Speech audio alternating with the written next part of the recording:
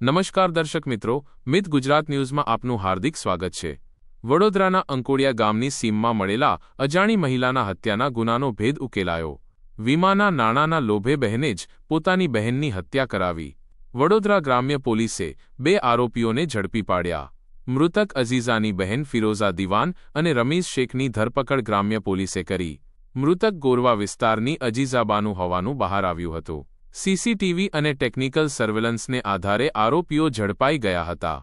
મૃતકને two wheeler પર લઈ જઈ દુપટ્ટાથી ગળું દબાવી હત્યા કર્યાનો ભેદ ગ્રામ્ય પોલીસે ઉકેલી દીધો। 40 લાખના વીમાના લોભે બહેન ફિરોઝાબાનુ અને રમીઝ રાજાએ કાવતરું ઘડ્યું હતું। રમીઝ રાજાએ શરૂઆતમાં કબૂલાત તો ન કરી, પરંતુ પોલીસની કડક પૂછપરછમાં રમીઝ રાજા ભાંગી પડ્યો હતો। એલસીબી, એસઓજી અને તાલુકા પોલીસની સંયુક્ત કામગીરીથી ઓપરેશન પરાક્રમ હેઠળ હત્યાનો ભેદ ઉકેલાયો હતો। બ્યુરો રિપોર્ટ, મિત ગુજરાત ન્યૂઝ, વડોદરા।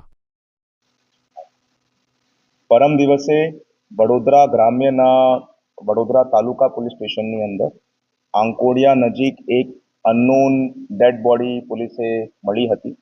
તે ડેડ બોડીને જોતા અંદાજિત 30 થી 35 વર્ષની એક મહિલાની એ ડેડ બોડી મળી હતી।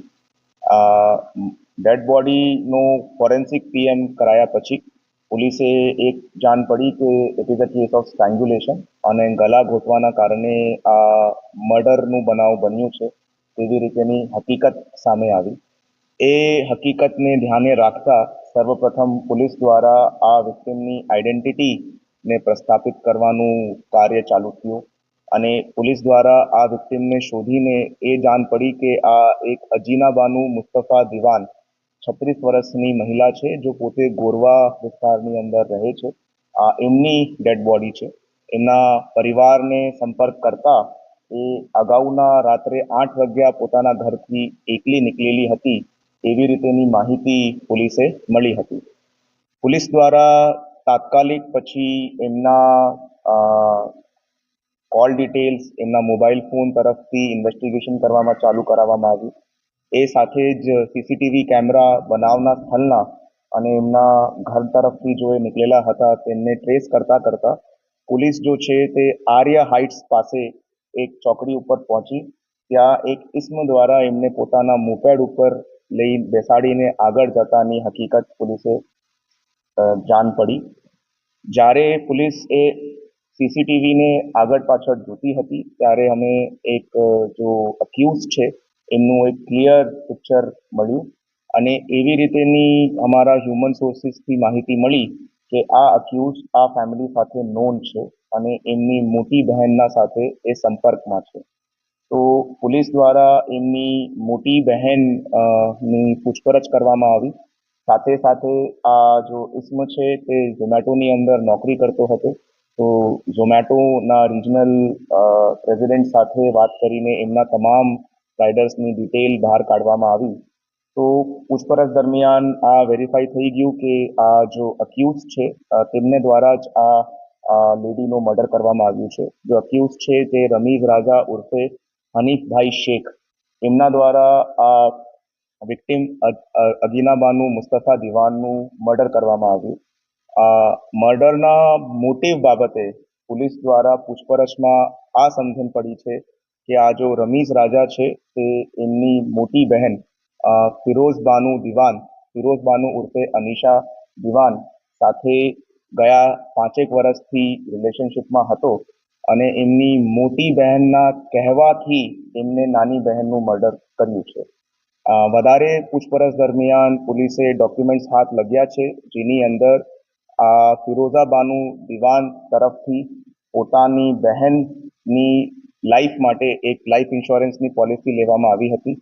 28 નવેમ્બરની રોજ આ 40 લાખ રૂપિયાની આ લાઈફ ઇન્સ્યોરન્સની પોલિસી લેવામાં આવી હતી અને એ પછી એ પોતાના ઓળખતા રમીઝ રાજાને વારંવાર પોતાની બહેનનું મર્ડર કરવા માટે દબાણ કરતી હતી। 2 વખત અગાઉ પણ એમને આ ઇસ્મ પાસે મર્ડર કરવાના હેતુથી પોતાની બહેનને મોકલાયો છે, બટ એ રમીઝ રાજા દ્વારા એમને પરત મોકલવામાં આવ્યું હતું અને આ જો ત્રીજી વખત છે જે તે સમયે એમને પોતાની બહેનને શ્રમ કાર્ડ બનાવવાના બહાને કે આ ભાઈને હું ઓળખું છું, પોતાના પરિવારના બધા લોકો એને પહેચાનતા હતા, એમની ઓળખાણ છે, તમારું શ્રમ કાર્ડ કાઢી આપશે. એ શ્રમ કાર્ડ લેવાના બહાને એ પોતાના આ રમીઝ રાજા પાસે એમને મોકલાયો હતો. રમીઝ રાજા એમને આર્યા હાઇટ્સ પાસેની ચોકડી ઉપરથી પિકઅપ કરે છે અને પછી ત્યાંથી 3 કિલોમીટર દૂર આંકોડિયા કેનાલના પાછળવાળા અંધારાવાળા એરિયાની અંદર લઈને જાય છે અને એના દુપટ્ટાથી એમનું ગળું ઘૂંટીને આ મર્ડરનું કૃત્ય કરે છે.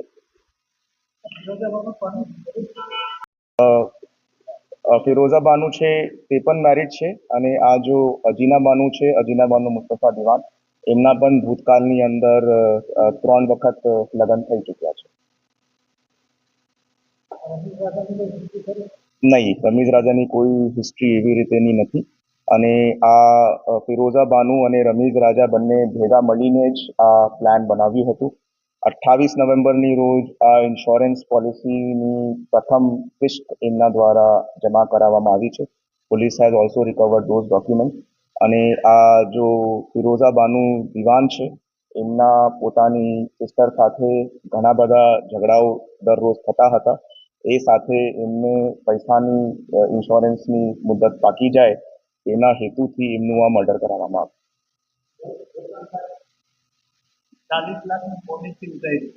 40 લાખની પોલિસી ઉતારી હતી.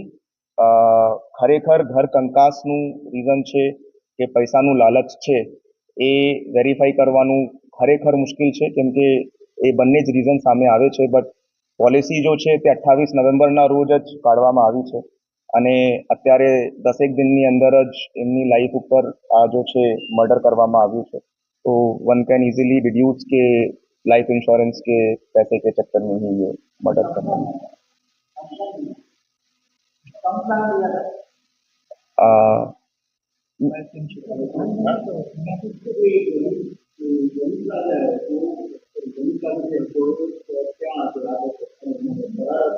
હા, રમીઝ રાજા ત્યાંથી ફરાર થઈ ગયો હતો અને પોલીસ દ્વારા જો છે એમને શોધીને અરેસ્ટ કરવામાં આવ્યું છે.